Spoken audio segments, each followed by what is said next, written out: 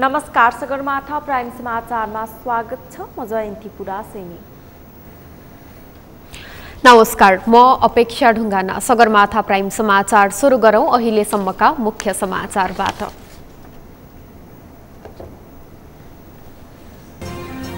जनसङ्ख्याको आधारमा प्रतिनिधित्वको माग गर्दै लोसपाले बुझायो प्रधानमन्त्रीलाई ज्ञापन पत्र। समतामूलक बजेट वितरण गर्न आग्रह।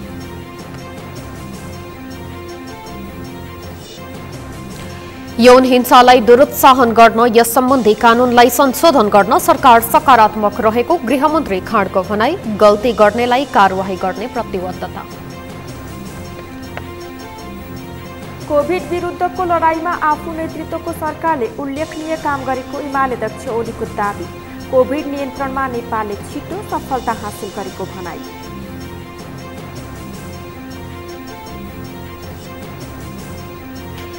इम्बोस्ट नम्बर प्लेट मार्फत घोटाला हुन सक्ने एमाले सांसद रावलको आशंका। अव्यावहारिक रवैया भन्दै युवा संघको विरोध। यातायात व्यवस्था विभागले गर्यो निर्णायकको बचाउ। र आइसिसी अन्डर 19 महिला टी20 विश्वकप छनौटमा नेपाल थाइल्याण्डसँग 49 रनले पराजित। एसिया छनौटमा जाने नेपालको सम्भावना सकियो।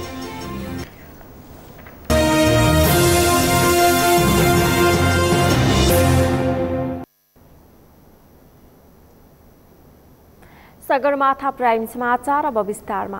प्रधानमन्त्री शेरबहादुर देउवालाई एकीकृत समाजवादीले नयाँ मन्त्रीका लागि नाम बुझाए पनि अन्तिम समयमा मन्त्रीमण्डल हेरफेरमा प्रधानमन्त्री अनुत्सुक देखिएपछि सत्ता गठबन्धनमा खटपट सुरु भएको छ। मन्त्री हेरफेर गर्ने नेकपा एकीकृत समाजवादीको निर्णय गठबन्धनले अस्वीकार गरेपछि एकीकृत समाजवादीका नेताहरूले गठबन्धन छोड्नेदेखि वाम गठबन्धन गर्नेसम्मको चेतावनी दिएका छन्। एकीकृत समाजवादी सहित जसपा र जनमोर्चा पनि गठबन्धनप्रति रुष्ट बनेका बेला लोसपा सरकारमा सहभागी हुने निर्णयले गठबन्धनको भविष्य धरापमा परेको अनुमान गर्न थालिएको छ। अमृत ढकालको रिपोर्ट।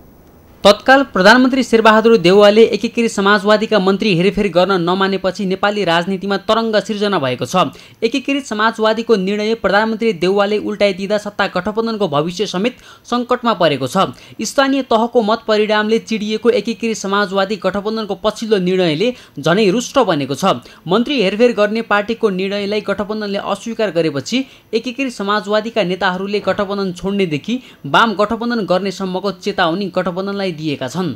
मन्त्री हेरफेरको विषयलाई लिएर एकीकृत समाजवादीका अध्यक्ष माधव कुमार नेपाल र सम्मानित नेता झलनाथ खनालको समेत दूरी बढेको छ। पार्टीले गरेको निर्णय कार्यान्वयन गराउन सम्मानित नेता झलनाथ खनालले अध्यक्ष नेपाललाई दबाब दिएका छन्।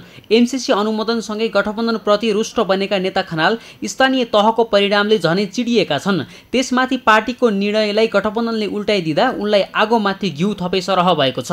कुन व्यक्तिलाई मन्त्री बनाउने या नबनाउने त्यो सम्बन्धित पार्टीको सार्वभौम कुरा हो, अरूले गर्ने होइन।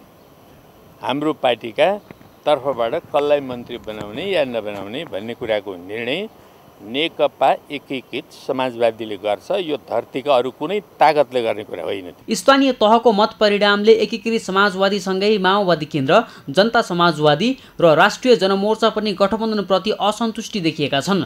उनीहरूले निर्वाचनमा काङ्ग्रेसले मात्रै लाभ लिएको र आफूहरूलाई धोका दिएको आरोप लगाउँदै आएका छन्। माओवादी केन्द्रका अध्यक्ष पुष्पकमल दाहालले काङ्ग्रेसलाई ठेगान लगाइदिने दिएको अभिव्यक्तिलाई समेत अर्थपूर्ण ढङ्गले हेरिएको छ। स्थानीय निर्वाचनपछि जिल्ला समन्वयन समितिमा पनि काङ्ग्रेसका विरुद्ध वाम गठबन्धन भइरहेको छ। शङ्काकै घेरामा प्रधानमन्त्री देउवाले लोकतान्त्रिक समाजवादीलाई सरकारमा सहभागी गराउने निर्णयले गठबन्धनको भविष्य झनै धरापमा परेको छ। प्रधानमन्त्री देउवाले लोसपालाई सरकारमा सहभागी गराएसँगै जसपा सरकारबाट बाहिरिन सक्ने र अन्य रुष्ट दल पनि सरकारबाट बाहिरिए सङ्घीय र प्रदेश सभाको निर्वाचनमा वाम गठबन्धन बन्न सक्ने राजनीतिक विश्लेषकहरूको अनुमान छ। राजनीतिलाई सम्भावनाको खेल भनिन्छ। अब एकता हुन सम्भव छैन त भन्न सकिँदैन। सम्भव छ, प्रशस्त सम्भव छ। नेपालको पछिल्लो राजनीतिमा कस्तो भयो भन्दा पदका लागि, सत्ताका लागि आस्था, सिद्धान्त र विचारहरूलाई तिलाञ्जली दिने, सत्य प्राप्तिका लागि जस्तो किसिमको हरकत र गठबन्धन गर्न नहिचकिचाउने त्यो अवस्था पछिल्लो चरणमा देखा परेको छ। एकातिर कम्युनिस्टहरू फेरि एक भए काङ्ग्रेसले संघीय र प्रदेश निर्वाचनमा राम्रो नतिजा ल्याउन नसक्ने बुझेका प्रधानमन्त्री देउवा जसरी पनि गठबन्धन जोगाउने दाउमा छन्। यसै कारण देउवाले छिटो बजेट पास गरेर एकीकृत समाजवादीको माग पूरा गर्ने योजना बनाएको बालुवाटार स्रोतले दाबी गरेको छ। अर्कातिर पार्टीले गरेको निर्णय कार्यान्वयनमा प्रधानमन्त्री देउवा उदासीन देखिएसँगै नेपाल खनाल अहिले एमाले सहितको नयाँ समीकरण बनाउनेतर्फ अग्रसर देखिएका छन्। यसको लागि एमाले र एकीकृत समाजवादीका दोस्रो तहका नेताहरू सक्रिय भएका छन्। निर्वाचन मत परिणाम अनुसार निकै कमजोर मानिएको एकीकृत समाजवादी एमालेको सरकार ढालेर देउवा सरकार बनाउन होस् अथवा गठबन्धनबाट बाहिरिएर नयाँ गठबन्धन बनाउन होस्, यो मामिलामा एकीकृत समाजवादीलाई गेम चेन्जरका रूपमा हेरिएको छ। सगरमाथा टेलिभिजनका लागि अमृत ढकालको रिपोर्ट। लोकतान्त्रिक समाजवादी पार्टी लोसपाले 11 बुँदे माग गर्दै प्रधानमन्त्री शेरबहादुर देउवालाई ज्ञापन पत्र बुझाएको छ। लोसपाले प्रधानमन्त्रीको सरकारी निवास बालुवाटारमा 11 बुँदे माग राख्दै ज्ञापन पत्र बुझाएको हो। पार्टीका अध्यक्ष महन्त ठाकुर लगायतका नेताहरूले प्रधानमन्त्री देउवालाई नागरिकता विहीनहरूको समस्या समाधान गर्न, मधेस आन्दोलनमा लागेका मुद्दाहरू, रेशम चौधरी लगायत महोत्तरी जिल्लाका नेता कार्यकर्ताहरूलाई रिहाईको माग राखी प्रधानमन्त्रीलाई ज्ञापन पत्र बुझाएको पार्टीका नेता उमाशंकर अर्गरियाले बताउनुभयो। सबभन्दा पहिला प्रधानमन्त्रीजीलाई आज ज्ञापन पत्र बुझाएका छौँ। त्यसमा के छ भने नागरिकता अहिले विहीन छ। जबसम्म सङ्घीय कानुन बन्दैन त्यसपछि नागरिकता विहीनको अवस्थामा छ। त्यो भएर पहिला नागरिकताको विषयमा अलि छिटोभन्दा छिटो सांसदबाट पासै हुनुपर्छ भनेर उहाँले प्रतिबद्धता पनि जाहेर गर्नु भएको छ। अर्को कुरा मधेस आन्दोलनमा लागेका मुद्दाहरू, अब रेशम चौधरी लगायतका अब हाम्रो महोत्तरी जिल्लाका साथीहरू पनि निर्दोषहरू फस्नु भएको छ, उहाँहरूको विषयमा कुरा गरे। अहिले जल्दो बल्दो किसानको समस्यामाथि मल खाद अविलम्ब उपलब्ध गराउनको लागि हामी माग गरेका छौँ। लोसपाले जनसङ्ख्याको आधारमा स्थानीय निकाय, प्रदेश सभा र सङ्घीय संसदमा प्रतिनिधित्वको व्यवस्था गर्न, जनघनत्वको आधारमा समतामूलक बजेट वितरण गर्न, विगतमा संयुक्त लोकतान्त्रिक मधेसी मोर्चासँग गरिएका सम्झौता लागू गर्न, महँगी र कालोबजारी नियन्त्रण गर्न, भूमि वितरण सम्बन्धी कुनै कार्यक्रम लागू गर्दा भूमिहीन मधेसी, जनजाति, थारू, शिल्पी, दलित, मुस्लिमलाई प्राथमिकतामा राखी वितरण गर्न र हालसम्म जग्गाधनी प्रमाणपत्र नभएकालाई प्रमाण पूर्जा उपलब्ध गराउने जस्ता माग राख्दै ज्ञापन पत्र बुझाएको छ। गृहमन्त्री बालकृष्ण खाँडले यौन हिंसालाई दुरुत्साहन गर्न यस सम्बन्धी कानुनहरूलाई संशोधन गर्न सरकार सकारात्मक रहेको बताउनु भएको छ। आज प्रतिनिधि सभाको बैठकमा बोल्दै गृहमन्त्री खाँडले बलात्कार तथा यौन हिंसाको घटनाले प्रश्रय पाउन नहुने बताउनुभयो। उहाँले यौन हिंसालाई दुरुत्साहन गर्न तथा बलात्कारमा प्रताडित भएका नारीहरूलाई सम्मानजनक जीवन जिउनका लागि आवश्यक पर्ने कानुनी प्रावधानहरूलाई संशोधन गर्न सरकार सकारात्मक रहेको बताउनुभयो। बलात्कारले प्रायः नपाओस् त्यसका लागि यो घटनामा सहभागी भएकाहरूलाई हदैसम्मको सजायको माग गरी त्यही अनुसार नै आवश्यक निर्णय हुनेछ भन्ने हामीलाई विश्वास व्यक्त गर्न चाहन्छु। र अघि मान्यजीहरूले भने जस्तै यौन हिंसालाई कसरी दुरुत्साहन गर्ने,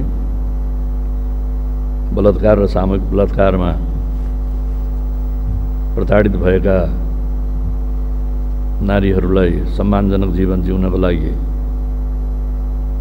वातावरण तयार गर्नुपर्ने र त्यसका लागि आवश्यक पर्यो भने अहिलेको जुन कानुनी प्रावधानहरू छ।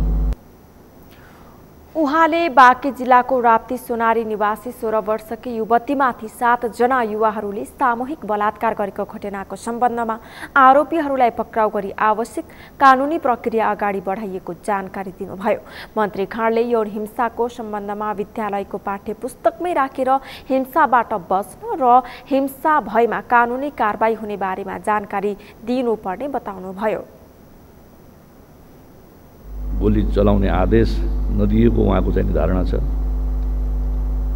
नागरिकहरूको यस्तो अवरोधहरू भिडहरूमा गोली चलाउने अहिले आदेश छँदै छैन। म यो रोस्टमबाट भन्न चाहन्छु नेपाल सरकारको गृह मन्त्रालयको निर्देशन सम्झाइ बुझाइ गर्ने, बरु सर्वपक्षीय या सर्वदलीय मिटिङहरू गरेर समस्यालाई सम्बोधन गर्ने र कमभन्दा कम शक्ति प्रयोग गर्ने। गोली प्रहार गर्ने त आदेशै छैन।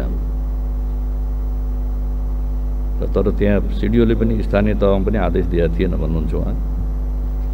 तर त्यहाँ गोली चलेको छ। गोली चलेर एकजना युवाको निधन भएको छ, दुःखद हो। उहाँले छानबिन समितिले दिएको रिपोर्ट अनुसार गल्ती गर्नेलाई कारबाही गर्ने प्रतिबद्धता व्यक्त गर्नुभयो।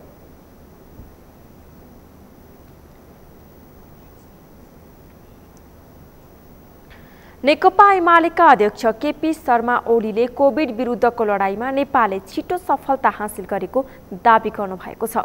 अध्यक्ष ओलीले कोभिड सङ्कटका बेला आफू नेतृत्वको सरकारले जनताको जीवन रक्षालाई पहिलो भन्ने नारा दिएर त्यस विरुद्धको लडाईँमा धेरै मुलुकहरूले भन्दा बढी छिटो सफलता हासिल गरेको बताउनु भएको हो। उहाँले अन्य देशले आर्थिक गतिविधिलाई पहिलो प्राथमिकता दिए पनि आफू नेतृत्वको तत्कालीन सरकारले भने जनताको जीवन सुरक्षालाई पहिलो प्राथमिकता दिएर कोभिडको रोकथाम र नियन्त्रण सहित स्वास्थ्य क्षेत्रमा नै तीव्र प्रगति गर्न सफल भएको बताउनुभयो। अध्यक्ष ओलीले तत्कालीन समयमा आफ्नो जीवनको सुरक्षाको प्रवाह नगरी कोभिड संक्रमितहरूको उपचारमा केन्द्रित भएको भन्दै नेपालका चिकित्सक सहितका स्वास्थ्य कर्मीहरूको प्रशंसा गर्नुभयो। यसको अर्थ सबै ठाउँमा त्यस्तै भएको होइन। धेरै डाक्टरहरूले, धेरै नर्सहरूले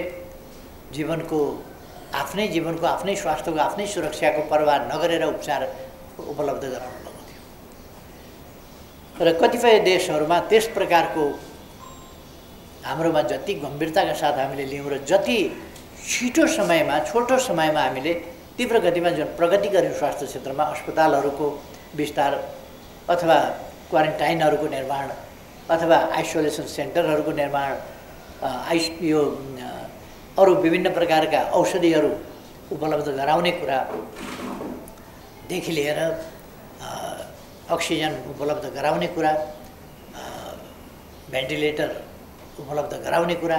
अब कतिपयले कस्तो भयो भने सिलिन्डर मात्रै भयो भने बाँचिन्छ कि जस्तो गरेर रोग लाग्नुभन्दा पहिले नै सिलिन्डर चाहिँ लगेर घरमा राख्ने खालको कुरा भयो। उहाँले नेपालले अस्पतालहरूको विस्तारमा समेत उल्लेख्य प्रगति गरेको बताउनुभयो।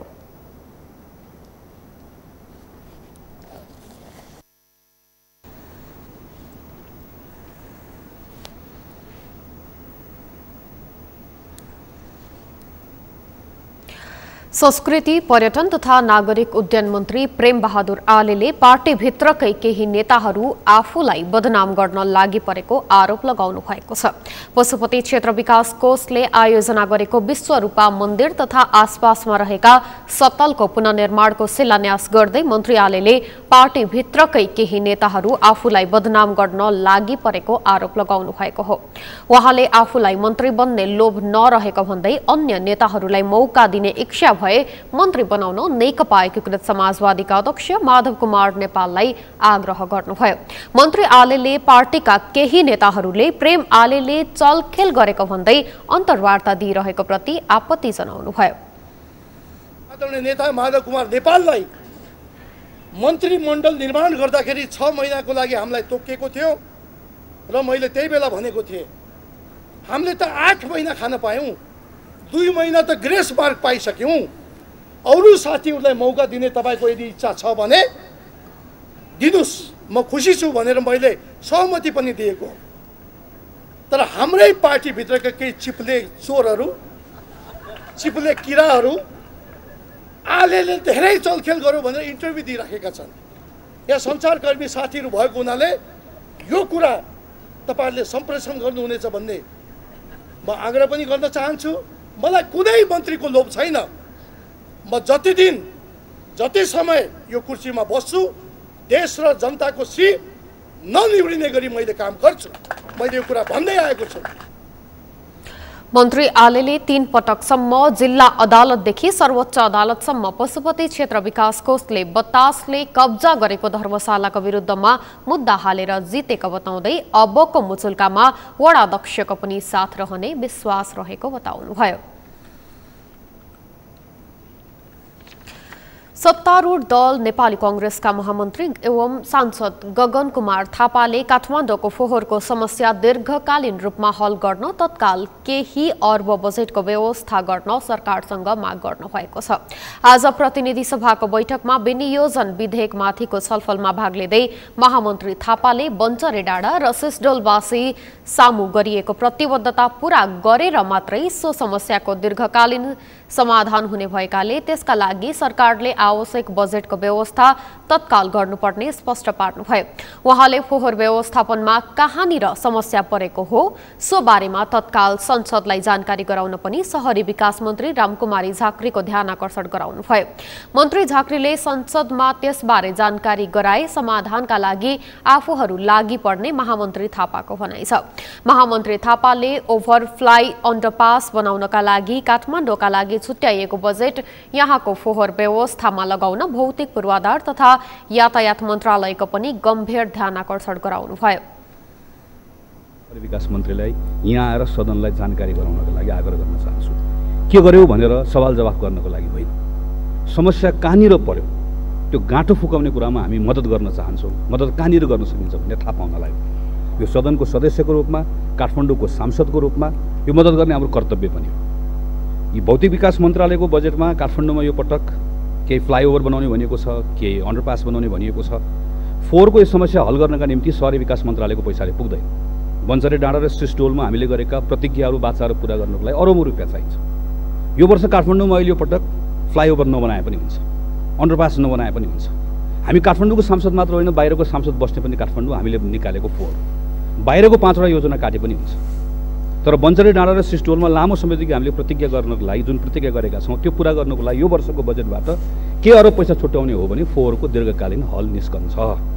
त्यसैले म सरकारको पनि ध्यान आकर्षण गराउँछु, मान्य मन्त्रीजीलाई यसको लागि पहल कदम लिन पनि आग्रह गर्छु र सदनमा आएर छलफल गर्नको लागि पनि आग्रह गर्न चाहन्छु। महामन्त्री थापाले काठमाडौँको सांसद भएको नाताले यहाँको फोहोर व्यवस्थापन गर्ने जिम्मेवारी आफूहरूको पनि भएको बताउनुभयो। उहाँले काठमाडौँको फोहोर व्यवस्थापनका लागि पहल कदमी लिएको भन्दै शहरी विकास मन्त्रालय र काठमाडौँ महानगरपालिकाको नेतृत्वको प्रशंसा समेत गर्नुभयो। नेपाल मजदुर किसान पार्टीका सांसद प्रेम सुवालले निर्वाचन आयोगका मुख्य पदाधिकारी र न्यायालयमाथि कारवाही गर्न सरकारसँग माग गर्नुभएको छ। आज प्रतिनिधि सभा बैठकमा बोल्दै सांसद सुवालले स्थानीय तह निर्वाचनमा सिन्धुपाल्चोक जिल्लामा आफ्ना पार्टीका उम्मेद्वारले उजुरी दिँदा पनि निर्वाचन चिन्ह मादल नदिएको उल्लेख गर्दै निर्वाचन आयोग र न्यायालयमाथि कारवाहीका लागि सरकारलाई निर्देशन दिन सभामुख अग्निप्रसाद सापकोटाको ध्यान आकर्षण गराउनुभयो।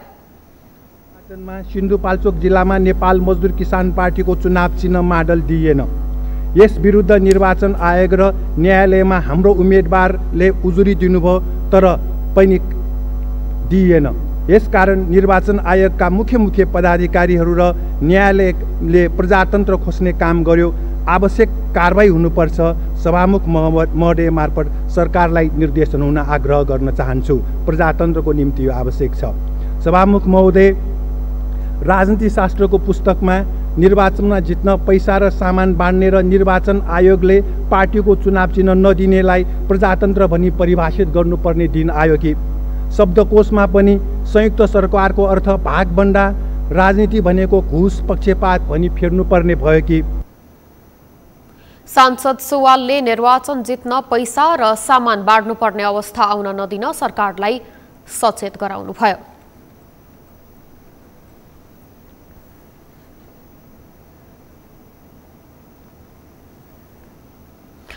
राष्ट्रिय सभा सदस्यहरूले विभिन्न समसामयिक विषयमाथि सरकारको ध्यान आकर्षण गराएका छन्। मंगलबार बसेको राष्ट्रिय सभाको शून्य समयमा सांसदहरूले विभिन्न समसामयिक विषयवस्तुमाथि सरकारको ध्यान आकर्षण गराएका हुन्। एक रिपोर्ट। मंगलबार बसेको राष्ट्रिय सभाको शून्य समयमा सांसदहरूले विभिन्न समसामयिक विषयवस्तुमाथि सरकारको ध्यान आकर्षण गराएका छन्। शून्य समयमा बोल्दै राष्ट्रिय सभा सदस्य इन्दिरा देवी गौतमले कैदीबन्दीलाई राख्ने गरेको कारागार अत्यन्तै जीर्ण र जोखिममा रहेकाले कुनै पनि घटना हुनुभन्दा अघि त्यतातिर ध्यान दिन सरकारको ध्यान आकर्षण गराइन्। उनले नेपालमा आयोनुनमा आयोडिनको मात्रा अत्याधिक बढिरहेको प्रति नागरिकहरू त्रसित रहेकाले वास्तविकता जानकारी गराउन सरकारको ध्यान आकर्षण गराइन्। कैदी बन्दीहरूलाई राख्ने गरेको कारागार चाहिँ अत्यन्तै जीर्ण र जोखिममा रहेको भन्ने सुन्नमा आएको छ र त्यहाँ प्रयोग गरिने शौचालय पनि पर्याप्त मात्रामा नभएर अत्यन्तै दुर्गन्धित र त्यहाँ रोग फैलिने खालको भन्ने कुराहरू सुन्नमा आएको छ। यदि त्यस्तो हो भने कुनै पनि घटना घट्नुभन्दा अगाडि नै त्यतातिर ध्यान दिएर जोखिमबाट मान्छेलाई जोखिम हुन नदिनको लागि म ध्यान आकर्षण गर्न चाहन्छु।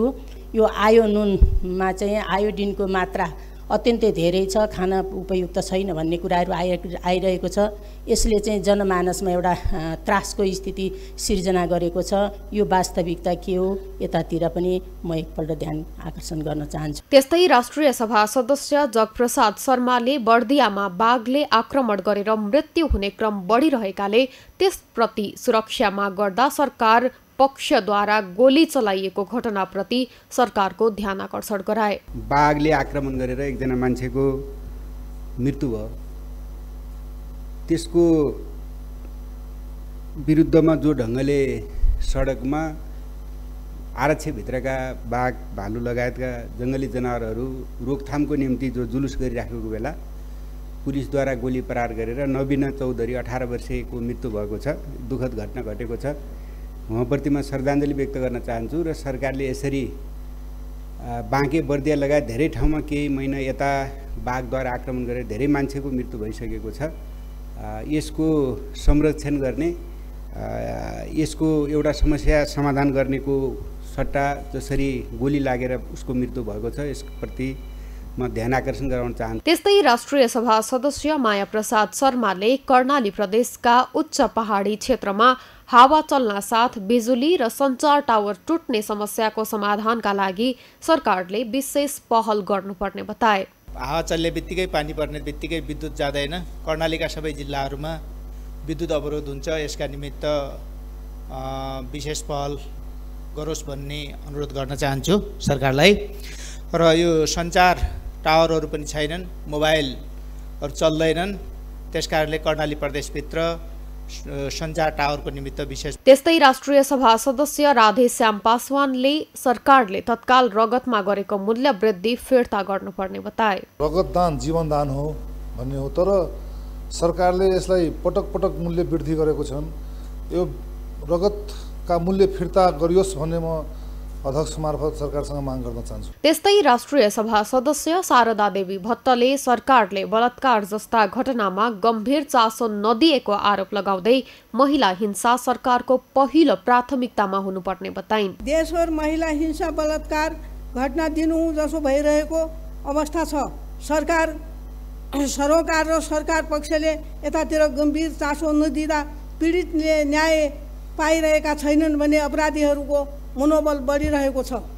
त्यस्तै राष्ट्रिय सभा सदस्य सुमित्रा बिसीले महिला हिंसा विरुद्धका कडा कानुन छिटो ल्याउन माग गरिन्। महिला हिंसा दिन प्रतिदिन बढ्दै गइरहेको छ। हामी यहाँ कुरा उठाइरहेका छौँ र यसको विरुद्धमा कडाभन्दा कडा कानुन ल्याउनुपर्छ र पीडितलाई सजाय दिनुपर्छ। उनले बाँकेको राप्ती स्थित सोनारी गाउँपालिकाकी 16 वर्षीय किशोरीलाई सामूहिक बलात्कार गर्नेहरूलाई तत्काल कडा कारवाही गर्न माग गरिन्।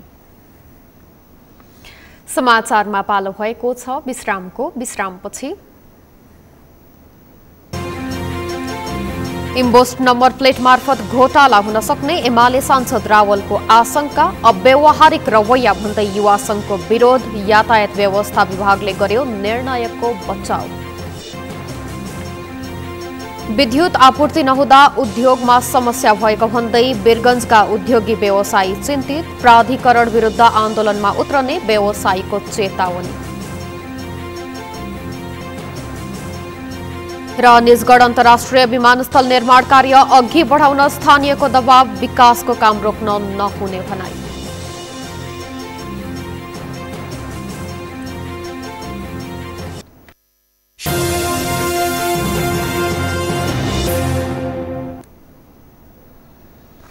विश्रामपछि सगरमाथा प्राइम समाचारमा पुनः स्वागत छ। अब बाँकी समाचार। नेकपा एमालेका सांसद भीम रावलले इम्बोस्ट नम्बर प्लेट मार्फत 4 अर्ब रुपैयाँसम्म घोटाला हुन सक्ने आशंका व्यक्त गर्नुभएको छ। आज प्रतिनिधि सभाको बैठकमा सांसद रावलले इम्बोस्ट नम्बर प्लेटमा 3 देखि 4 अर्ब घोटाला हुन सक्ने आशंका व्यक्त गर्नुभएको हो। संविधान अनुरूप सरकारी कामकाजको भाषा नेपाली हुनुपर्ने भए पनि सो मर्म बमोजिम नभई इम्बोस्ट नम्बर प्लेट अंग्रेजी भाषामा गरिएको प्रति उहाँले असन्तुष्टि व्यक्त गर्नुभयो। उहाँले इम्बोस्ट नम्बर प्लेट बनाउन दिइने कम्पनी नै विश्व बैंकको कालो सूचीमा रहेको बताउनुभयो। राख्ने कुरा छ के नेपाल सरकारले जति बेला यो ठेक्का लगाइयो त्यो ठेक्का लगाउँदाखेरि एक त जसलाई ठेक्का दियो त्यो ठेकेदार नै कालो सूचीमा विश्व बैंकले कालो सूचीमा राखेको कम्पनी छ। त्यो बेला र अहिलेको त्यो रकम हेरौँ झन्डै त्यसमा 3-4 अरब रुपैयाँको त त्यसमा घोटाला हुने जस्तो देखिन्छ। अहिले करिब 4000 गाडीहरूलाई त्यो प्लेट दिइएकोमा 1500 को त एक वर्षमै त्यो प्लेट काम नलाग्ने भयो भनेर समाचार माध्यममा पढ्नमा आएको छ। त्यो देखिन्छ, त्यहाँ तथ्य अगाडि त्यसरी देखिन्छ। अब त्यसमा जुन हाम्रो देशभरि जुन नम्बर प्लेट राखिन्थ्यो त्यसमा हाम्रो संविधानको धारा 7 बमोजिम देवनागरी लिपिमा नेपाली भाषा सरकारी कामकाजको भाषा हुने भने त्यो त सरकारले निर्णय गर्दा नेपाली भाषाको प्रयोग गर्नुपर्ने होइन र। अब यसमा सर्वोच्च अदालतको फैसला जुन सिरानी हालिएको छ, एकजना वरिष्ठ अधिवक्ताले केही दिन अगाडि के भन्नुभयो भने यो उहाँकै शब्द हो, मेरो शब्द होइन, यो निर्णय यो फैसला हुनुमा तत्कालीन प्रधान न्यायाधीश चोलेन्द्र शमशेर जबराले ठुलो अनियमित काम गर्नु भएको छ, अनियमित काम गरेर यो राष्ट्रलाई फसाउने काम भयो भनेर वरिष्ठ अधिवक्ताले सार्वजनिक रूपमा एउटा कार्यक्रममा भन्नुभयो। सांसद रावलले विदेशी कम्पनीलाई बायोमेट्रिक गर्न दिन नहुने पनि बताउनुभयो।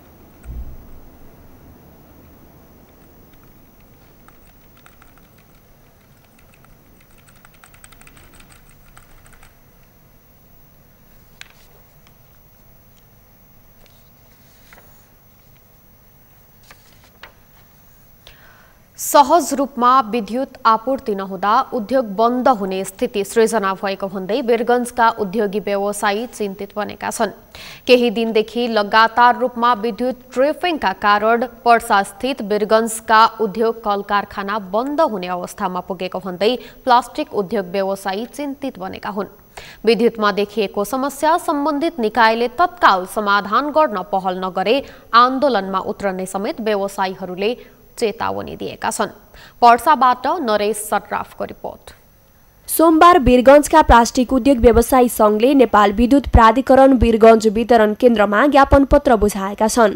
केही दिनदेखि लगातार रूपमा विद्युत ट्रिपिङका कारण पर्सा स्थित वीरगञ्जका उद्योग कल कारखाना बन्द हुने अवस्थामा पुगेको भन्दै स्थानीय व्यवसायीहरूले प्राधिकरण विरुद्ध आन्दोलनमा उत्रने चेतावनी समेत दिएका छन्। पटक पटक बिजुली आउने जाने तथा कम भोल्टेजका कारण विद्युतीय उपकरणहरू जल्ने, बिग्रने र उद्योगको उत्पादन कार्यका लागि जडान गरिएका मेसिनहरू समेत चल्न नसकेर उत्पादनमा कमी आएको भन्दै सहज रूपमा विद्युत आपूर्ति गर्न उद्योगी व्यवसायीहरूले प्राधिकरणसँग माग गरेका छन्। संघका अध्यक्ष कुबेर प्रसाद गुप्ताले कर्मचारीको गैर जिम्मेवारीपनका कारण विद्युत व्यवस्थापनमा भएको खराबीले उद्योगको उत्पादन लागत तथा क्षमतामा असर परेको आरोप लगाएका छन्। यस्तै विद्युत महसुल लिए अनुसारको गुणस्तरयुक्त विद्युत आपूर्ति सुनिश्चित नगरे प्राधिकरण विरुद्ध संघ आन्दोलनमा उत्रने गुप्ताले चेतावनी दिए। गुणस्तरहीन विद्युत सेवा बारेमा महोदय, उपरोक्त सम्बन्धमा त्यस कार्यालयबाट प्रदान गरिरहेको विद्युत आपूर्ति गुणस्तरहीन भएकोले यस संघ अन्तर्गतका उद्योगहरूले धेरै कठिनाइहरूको सामना गरिरहेका छन्। विगत केही महिनादेखि पटक पटक लाइन ट्रिपिङ तथा लो भोल्टेजका कारण विद्युतीय उपकरणहरू जल्ने, बिग्रिने तथा उद्योगको उत्पादन कार्यका लागि जडान भएका मेसिनहरू चल्न नसकेर उत्पादनमा नकारात्मक प्रभाव परिरहेको छ। विगत 5 दिनदेखि लो भोल्टेजका कारण 200 भन्दा बढी प्लास्टिक उद्योगहरू पर्सा जिल्लामा मात्र बन्द भएर बसेका छन्। हाल देशको समग्र अर्थतन्त्रमा परेको नकारात्मक प्रभावमा विद्युत प्राधिकरणको गुणस्तरहीन विद्युत आपूर्ति पनि एक प्रमुख कारण रहेको छ। कर्मचारीहरूको गैर जिम्मेवारीपन तथा खराब व्यवस्थापनका कारण उद्योगहरूको उत्पादन लागत तथा क्षमतामा ठूलो असर परेको छ। विद्युत मसुल लिए अनुसारको गुणस्तरयुक्त विद्युत आपूर्ति सुनिश्चित नगरेमा यस सङ्घले अझ कडा आन्दोलन गर्ने घोषणा गर्दछ। धन्यवाद। अध्यक्ष विजय प्रसाद गुप्ता। यता विद्युत प्राधिकरण वीरगञ्ज वितरण केन्द्रका प्रमुख इन्जिनियर जितेन्द्र कुमार झाले भने विद्युतमा देखिएको ट्रिपिङ समस्या समाधान गर्न आफू लागि परेको बताएका छन्। बढ्दो लोड सेडिङ तथा पुरानो सामान भएका कारण केही कठिनाई हुने गरेकाले यसको समाधानमा आफू लागि परेको उनले बताएका छन्। यो गर्मीको याममा एकदमै ओभरलोड पनि छ हैन, लोड पनि बढी छ। लोड चाहिँ प्राय तराईमा गर्मीको याममा बढी हुने र चाहिँ काठमाडौँ र पहाडी क्षेत्रमा चाहिँ यो जाडोको याममा बढी हुने ट्रेन्ड चाहिँ देखिन्छ। अब अहिले बढ्दो लोडको अवस्थितिमा जुन हाम्रो संरचना छ यसमा प्रसारणको चाहिँ कन्जेसन भनेको मतलब प्रसारणको चाहिँ क्षमताभन्दा बढी चाहिँ यो अहिले चाहिँ त्यो लोडको माग छ हैन, लोड छ। त्यसले गर्दा पनि ओभरलोडमा हाम्रो चाहिँ यो सिस्टम ट्रिप भएको देखियो। हिजो चाहिँ 4 चोटि ओभरलोडमा के यो प्रसारण परवानीपुरबाट लाइन चाहिँ ट्रिप भएको छ। लोड हाम्रो यहाँ परवानीपुर भनेको मेनली वीरगञ्जमा मात्रै थियो। परवानीपुरबाट सप्लाई वीरगञ्ज कोरिडोरमा आउँथ्यो।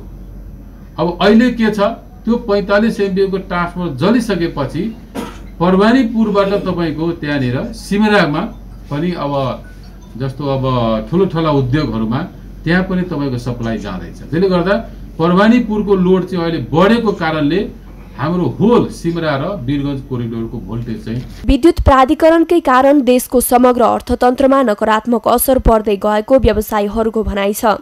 विद्युत प्राधिकरणको रवैयाले उद्योगमा मात्र नभई सर्वसाधारण नागरिकमा समेत असर परेको उनीहरूको भनाइ छ। सगरमाथा टेलिभिजनका लागि पर्साबाट नरेश सराफको रिपोर्ट। बाराको निजगढ लगायत त्यस क्षेत्रका स्थानीयले निजगढ अन्तर्राष्ट्रिय विमानस्थल निर्माण कार्य अघि बढाउन दबाब दिन थालेका छन्।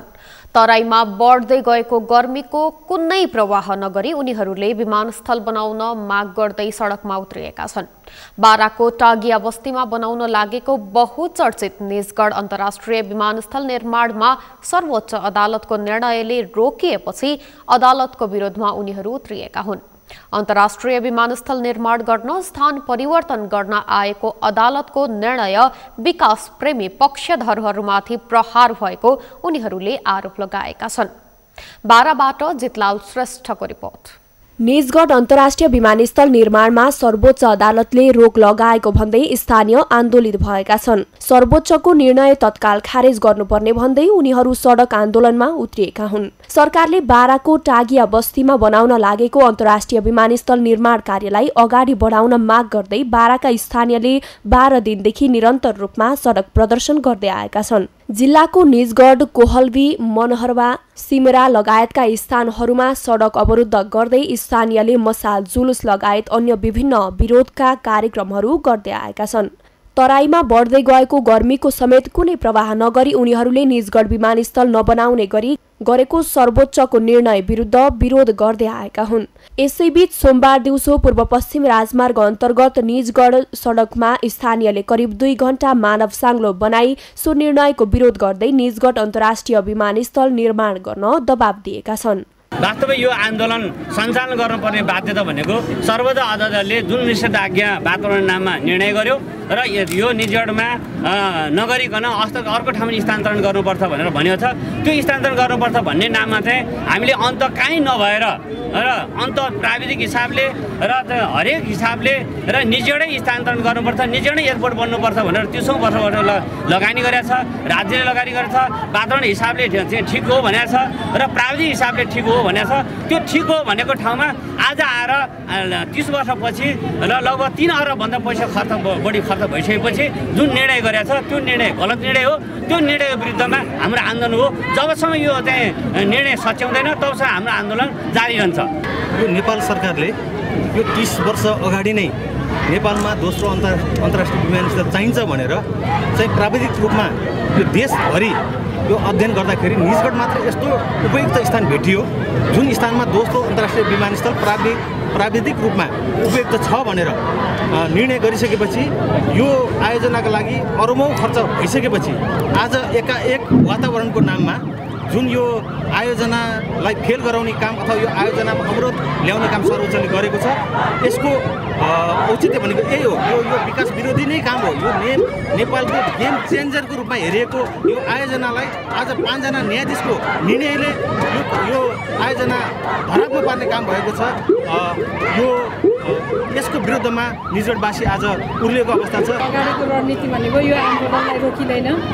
जुन एउटा अन्तर्राष्ट्रिय विमानस्थल नेपालकै एउटा अर्थतन्त्रलाई अगाडि सार्ने, नेपालकै एउटा आर्थिक हिसाबले चाहिँ यसलाई नेपाललाई परिवर्तन गर्ने एउटा आयोजना हो। यत्रो ठुलो आयोजनालाई अहिले अदालतले गलत निर्णय गरिराखेको छ र यो निर्णयप्रति चाहिँ आम जनताहरू, नगरवासी, निजगढको मात्रै नभएर यो मधेस प्रदेश लगायत नेपालभरिका आम जनताहरूको यही आवाज छ। यो आन्दोलन रोकिँदैन। अब क्रमबद्ध रूपले हामी भोलिदेखि अनसन लगायत विभिन्न चरणका आन्दोलनहरू हामी सुरु गर्छौँ। जबसम्म त्यो निर्णय सच्चिँदैन तबसम्म यो आन्दोलन यतिकै रहिरहन्छ। प्रत्येक दिन सङ्घर्षको स्वरूप परिवर्तन गर्दै सङ्घर्षलाई चरणबद्ध ढङ्गले अघि बढाउँदै लैजाने आयोजक समितिले जनाएको छ। यस आन्दोलनलाई विभिन्न राजनीतिक दल, सङ्घ संस्था, नागरिक अगुवा तथा विद्यार्थी लगायतले ऐक्यबद्धता जनाएको भन्दै आन्दोलनलाई थप सशक्त बनाउने र निष्कर्षमा पुर्याउने प्रदर्शनका सहभागीहरूले बताएका छन्। यस्तै अन्तर्राष्ट्रिय विमानस्थल निर्माण गर्न स्थान परिवर्तन गर्न आएको अदालतको निर्णय विकास प्रेमी पक्षधरहरूमाथि प्रहार भएको उनीहरूले आरोप लगाएका छन्। हाम्रो नेपाली मान्छेहरू, नेपाली जनता चाहिँ कति दिनसम्म जङ्गली बनेर बस्ने त? निजगढमै एयरपोर्ट बन्यो भने त हामी जस्तै भविष्य पढेर लेखेर हामी युवा बाहिर देशमा जागिर खोज्न जानु पर्दैन नि त। नेपालमै रोजगारी पाइन्छ। त्यसैले हामी निजगढमा एयरपोर्ट बनोस् भनेर चाहिँ हामी नेपाल मानव साङ्लो बनाएर बसेका छौँ। यहाँनिर निजगढ विमानस्थलको लागि 30 वर्ष भइसक्यो यसको प्रयास जारी भएको। निजगढमा विमानस्थल अति आवश्यक हो हाम्रो लागि। त्यही भएर हामी चाहिँ तातो घाममा आज 11औं दिन भइसक्यो हामी तातो घाममा निजगढमा एयरपोर्ट बन्नै पर्छ भनेर भन्नको लागि हामी यो तातो घाममा बसिरहेका छौँ। यो चाहिँ सर्वोच्चले सुनवाई गर्न पर्यो। निजगढमा एयरपोर्ट बन्नै पर्छ भन्ने हामी निजगढवासीको माग हो र 12 जिल्लाको माग हो। यो अति आवश्यकमा पर्छ। यो जे गर्नुभयो उहाँ 5 भाइ न्यायाधीशले त्यो गल्ती गर्नुभयो। हाम्रो मर्म र भावना विपरीत काम गर्नुभएको छ। उहाँहरूको विरुद्ध हामीले यो आवाज उठाइरहेका छौँ। निजगढमा उहाँहरूले सच्याएर विमानस्थल हाम्रो निजगढमा बन्नै पर्छ भनेर हो। 2051 सालदेखि चर्चामा रहेको बाराको टागिया बस्तीमा अन्तर्राष्ट्रिय विमानस्थल बनाउन कुल 11,875 बिघा क्षेत्रफल आवश्यक रहेको बताइएको छ। त्यसमध्ये पहिलो चरणमा 1,900 हेक्टर वन क्षेत्रमा नम्बरिङ तथा ट्यागिङ कार्य सुरु गरे पनि अहिले रोकिएको छ। सगरमाथा टेलिभिजनका लागि बाराबाट जितलाल श्रेष्ठको रिपोर्ट।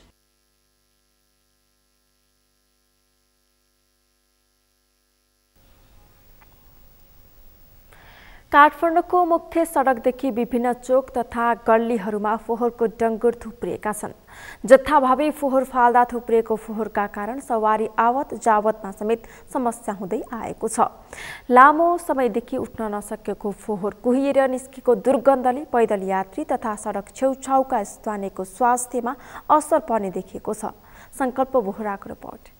काठमाडौँ उपत्यकामा फोहोर उठ्न छाडेको पनि महिनौ बितिसकेको छ। फोहोर उठाउने गाडी नआएपछि उपत्यकावासीले आफ्नो घरभित्रको फोहोर सडक छेउ तथा गल्लीहरूमा फ्याँक्ने गरेका छन्। भान्सा तथा व्यापार व्यवसायबाट निस्किएको फोहोर सबै सडकमा छन्। यति बेला काठमाडौँको विभिन्न चोक तथा गल्लीहरूमा थुपारिएको फोहोरको डङ्गुरले उपत्यकाको सौन्दर्यतामाथि नै प्रश्न उब्जाएको छ।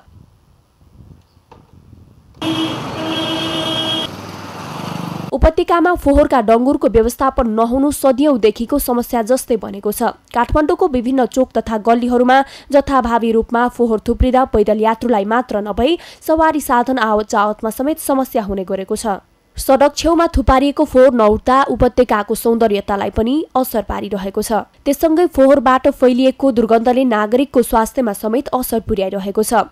विभिन्न बाहना र अवरोधका कारण काठमाडौँ महानगरको फोहोर व्यवस्थापनमा पटक पटक समस्या भइरहेको सर्वसाधारणको गुनासो छ। सरकारले सबै ठाउँहरूमा हेर्नुपर्छ कहाँ कहाँ फोहोर भइरहेको छ, सबै जनताहरूलाई गाह्रो पनि भइरहेको छ, यताउता हिँड्नलाई पनि गाह्रो भइरहेको छ। विशेष गरी त विद्यार्थीहरूलाई नै धेरै गाह्रो परिरहेको छ। दिनदिनै त्यहीबाट हिँडिरहेको छ। कहिले धुवा त कहिले धुलोले असर पारेर धेरै रोगहरू ल्याएको छ र सरकारले पनि धेरै गरेर आफूहरूको बिच लडामाथि छोडेर सबै विद्यार्थीहरूको आमा र फोहोर व्यवस्थापन चाहिँ पहिले जोड दिनुपर्छ भन्छु म चाहिँ। यो फोहोर व्यवस्थापनमा चाहिँ अब स्थानीय तहको भर्खर सरकार आए पनि तिनटै केन्द्र सरकार र प्रदेश सरकारसँग समन्वय नभएर फोहोर चाहिँ सडकभरि यत्रतत्र फालिरहँदाखेरि अब रोगको प्रकोपहरू, झाडापखालाहरू, हैजा सरुवा रोगको सम्भावना छ। अहिले रोडमा चाहिँ तपाईँ खाली हिँड्न सक्ने स्थिति छैन होइन। गनाएर अहिले त अब घरभित्रबाट पनि अब के भन्ने घरबाट बाहिर निस्किने स्थिति नभएको छ। झन् गर्मी अब बढिरहेको छ। गर्मीले गर्दा झन् रोगहरू फैलिने प्रकोप हुँदैछ। यसमा चाहिँ समयमै चाहिँ सरकार र स्थानीय तहले समन्वय गरेर फोहोरलाई व्यवस्थापन गरेर उता के अरे कहाँ लिनुपर्ने नुवाकोटमा त्यहाँ जनतासँग पनि समन्वय गरेर त्यहाँ फाल्न सकेको खण्डमा चाहिँ हामीलाई चाहिँ यो रोगबाट मुक्त हुन सकिन्थ्यो होला भन्ने मेरो बुझाइ हो।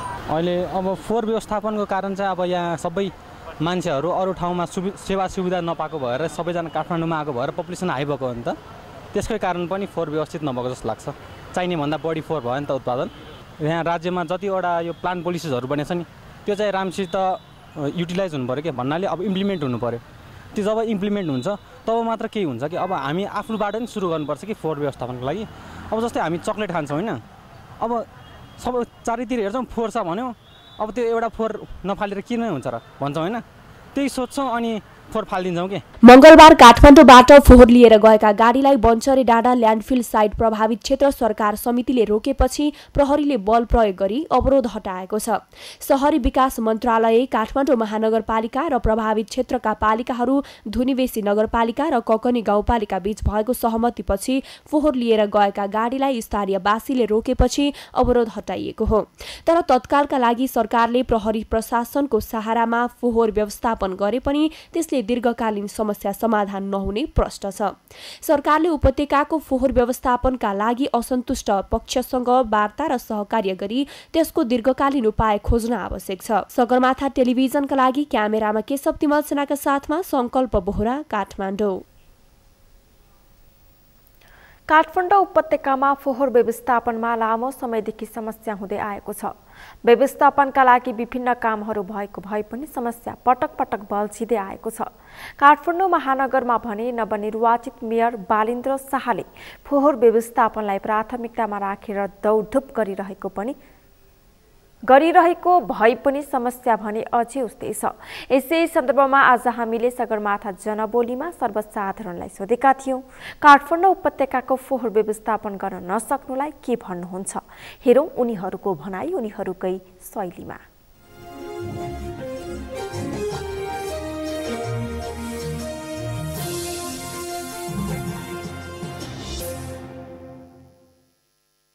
फोहोर व्यवस्थापन काठमाडौँ महानगरपालिकाको सबभन्दा ठुलो समस्या हो। यो पहिलादेखिकै समस्या हो। अब यो निर्वाचित निर्वाचनपछि नयाँ चाहिँ यो आएको छ, नयाँ मेयर पनि आउनु भएको छ, नयाँ समिति पनि आएको छ। यसले चाहिँ अब महत्त्व दिएको छ। यो ल्यान्डफिल साइड दुईवटै ठाउँ गएर पहल गरेको छ, तर अब त्यो समाधानको बाटोतिर गइराखेको छ भन्ने सुनेको छु। यो एकदम नगरी नहुने काम हो। अब यसको लागि पहल गरिराखेको छ। अब हेरौँ यो हुन्छ होला। फोहोर व्यवस्थापन हुनलाई अब हामी सबै मिल्नुपर्छ। जुन अहिले नयाँ मेयर आउनु भएको छ बालिन शाह, उहाँको लागि हामी सबैको दायित्व हो, हामीले सहयोग गर्नुपर्छ। कसरी हुन्छ पब्लिकसँग मिलेर हामीले सबैजनाले हातेमालो गरेर उहाँ मेयरलाई सहयोग गर्नुपर्छ। म चाहिँ अब नेताहरूले नै गरेर हो भन्न चाहन्छु। नेताहरूले नै गरेर चाहिँ राम्रो गर्न सकेनन्, त्यही भएर होला बन्चरे डाँडाको समस्यालाई गर्न सकेनन्। त्यो व्यवस्थापनलाई चाहिँ अब त्यहाँ माटोसँगै लगाएर हाल्ने, फोहोर पनि फाल्ने, माटो पनि लगाएर हाल्ने, थिच्ने गऱ्यो भने चाहिँ त्यहाँ उहाँहरूलाई पनि गराउँदैन बन्चरे डाँडाको मान्छेलाई। अनि त्यो बाटो पनि बनायो भने चाहिँ राम्रो होला कि भन्ने ठान्छु मैले। एउटा यो सचेतना नभएको मान्छेलाई समथिङ त्यस्तो मान्छेलाई सचेतना नपुगेको जस्तो फिल हुन्छ। फोहोर व्यवस्थापन ठाउँ ठाउँमा मान्छेहरूलाई सचेतना फैलाउँदै ठाउँ ठाउँमा डस्टबिनहरू प्रति किलोमिटरमा 2टा डस्टबिनहरू राख्ने र बोर्डहरू चिप्काउने सचेतना फैलाउने समथिङ यस्तो गर्नुपर्छ, कामहरू राख्नुपर्छ जस्तो लाग्छ। अब फोहोर व्यवस्थापन किन भइरहेछ भने रिजन पनि धेरै छ होइन। अब के भइरहेछ भनेपछि अब बालिन्साजीले अब मेयरको पद जितिसक्नुभयो, त्यही पनि अब यताउताको मान्छेहरूले कामै गर्न दिइरहेको छैन। के भन्नु, अब युथको कुरा सुन्दैन कसैले। अब युथ आइसके पनि सत्तामा आइसके पनि युथको कुरा सुनिरहेको छैन कसैले पनि। आफूले गरेको फोहोर आफूले सफा गर्न जान्नु पर्यो, त्यति अरू त आफै त्यस्तै गर्दै गयो भने त आफै सफा भइहाल्छ नि। अहिले बिस्तारी हुन्छ होला यस्तो हेरौँ।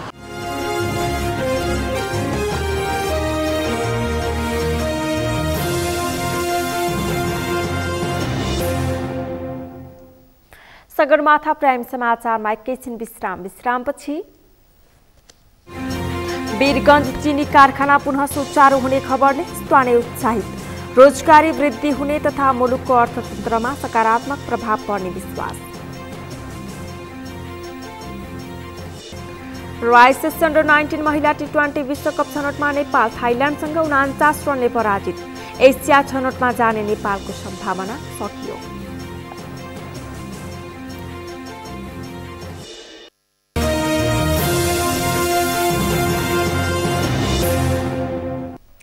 अब पालो अर्थ समाचारको।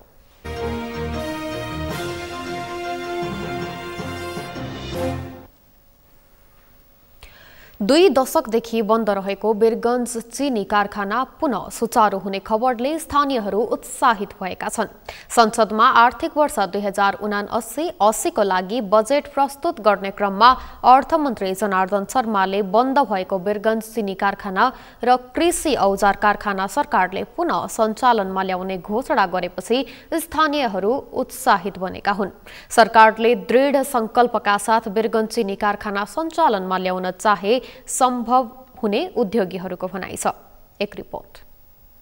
संसदमा आर्थिक वर्ष 2079-80 को लागि बजेट प्रस्तुत गर्ने क्रममा अर्थमन्त्री जनार्दन शर्माले बन्द भएको वीरगञ्ज चिनी कारखाना र कृषि औजार कारखाना सरकारले पुनः सञ्चालनमा ल्याउने घोषणा गरेपछि यसले चर्चा पाउन थालेको छ। वीरगञ्ज चिनी कारखाना नेपाल सरकार र सोभियत संघको सहयोगमा 2021 सालमा स्थापना भएको थियो। दैनिक 1500 टन उखु पेल्ने क्षमता यो कारखानासँग छ। यो उद्योग सञ्चालनमा ल्याउन केही मेसिन मर्मत गर्नुपर्ने छ भने केही थप्नुपर्ने अवस्था छ। वीरगञ्ज चिनी कारखाना 2059 सालबाट बन्द छ।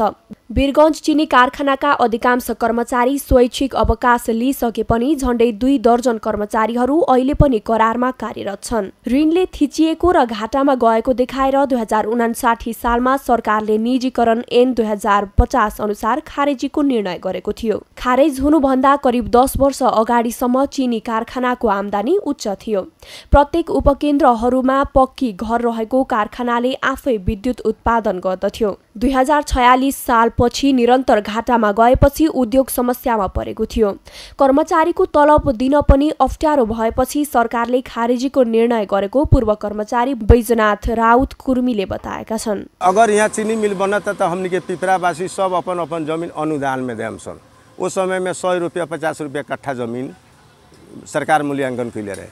तो उस समय में यहाँ जमीन चेक कैलक, जनकपुर चेक कैलक। तो हमनी के स्थानीय नेता लोग कोई राणा रहे, नाम तो याद नहीं है, वो कहलन कि हमनी के पिपरा में बैठा था, वीरगंज में बैठा था, तो हमनी के परसा जिलावासी 12 जिलावासी ऐसे बहुत खुश रही और सुखियाल रही। तो ये लोग तान के लिया कि यहाँ वीरगंज चीनी कारखाना के 2017 साल में एक और नेव जताई। 2017 साल में नेव जताइल। 2017 साल से कारखाना बने के स्टार्टिंग भइल। 2021 साल में क्रसिङ सुरु कर दिलक। मध्य तराईको बारा, पर्सा तथा रौतहटमा उखुको राम्रो उब्जनी हुने जमिन छ। यसको उत्पादनमा हजारौंको संख्यामा कृषकले श्रम लगाए पनि प्रतिफल राम्रो हुन सकेको छैन। नगदे बालीको रूपमा रहेको उखु उधारोमा कारोबार हुँदा समेत किसानहरूलाई निकै समस्या हुने गरेको छ। कारखानाभित्र 2वटा टर्बाइन छन् जसबाट 7 मेगावाट बिजुली उत्पादन गर्न सकिन्छ। कारखाना चालु भए कारखानालाई आवश्यक पर्ने बिजुली त्यही उत्पादन गर्न सकिन्छ भने बाँकी केही बिजुली बेच्न समेत सकिन्छ। कारखाना सञ्चालनताका करिब 2100 कर्मचारी कार्यरत रहेका उक्त चिनी कारखाना आज खण्डरमा परिणत भएको छ। अर्थमन्त्रीले जुन अहिलेको हाम्रो बजेटपछि जुन एउटा च्यालेन्ज दिनुभएको छ कि वीरगञ्जको चिनी कारखाना र कृषि औजार कारखाना चलाउँछु, यो कृषि औजार कारखाना पक्कै पनि हाम्रो लागि एकदम आवश्यक छ। किन कृषिका जुन पनि हाम्रो खेतीको लागि चाहिने इक्विपमेन्ट्सहरूलाई भारतबाट या विदेशबाट आयात गरेको छ, र त्यो हामीले आफ्नै यस क्षेत्रमा बनायो भने हाम्रो जुन डलरको र भावी करेन्सीको जुन समस्या छ त्यो धेरै हदसम्म त्यसमा हामीलाई सफलता पनि पाउँछ। र अर्को जुन यस क्षेत्रका हाम्रा कारिगरहरू र कामदारहरूले काम पनि पाउनेछ।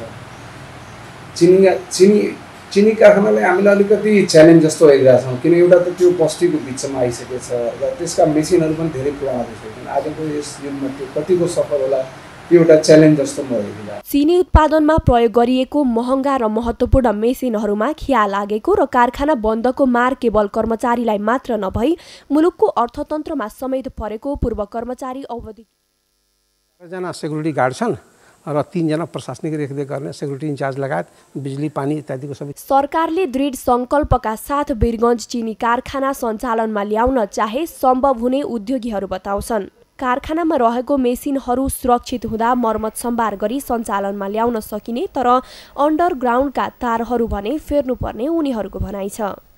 समाचारको अन्त्यमा मुख्य समाचार फेरि एकपटक। जनसङ्ख्याको आधारमा प्रतिनिधित्वको माग गर्दै लोकसभाले बुझाए प्रधानमन्त्रीलाई ज्ञापन पत्र, समतामूलक बजेट वितरण गर्न आग्रह।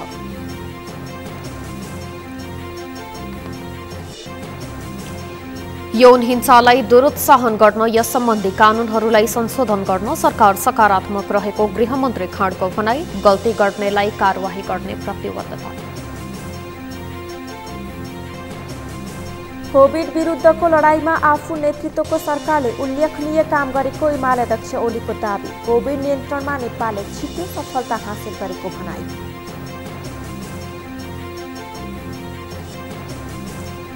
इम्पोस्ट नम्बर प्लेट मार्फत घोटाला हुन सक्ने एमाले सांसद रावलको आशंका, अव्यावहारिक रवैया भन्दै युवा संघको विरोध, यातायात व्यवस्था विभागले गर्यो निर्णयको बचाउ।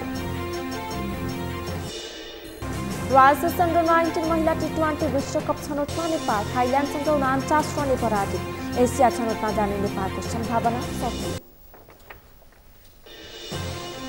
हवस् त सगरमाथा प्राइम समाचार अहिलेलाई सकियो। तपाईँ समाचार बुलेटिनका साथै सगरमाथा टेलिभिजनका सम्पूर्ण कार्यक्रम www.sagarmatha.tv मा पनि पढ्न र हेर्न सक्नुहुनेछ। साथै युट्युबमा youtube.com/sagarmatha.tv नेपालमा हेर्न सक्नुहुनेछ। साथै तपाईँ हामीलाई फेसबुकमा पनि facebook.com/yastv नेपालमा फलो गर्न सक्नुहुनेछ। समाचारको शिखर, नेपालको गौरव, नेपालको पहिलो न्युज च्यानल सगरमाथा टेलिभिजन हेर्दै गर्नुहोला। नमस्कार।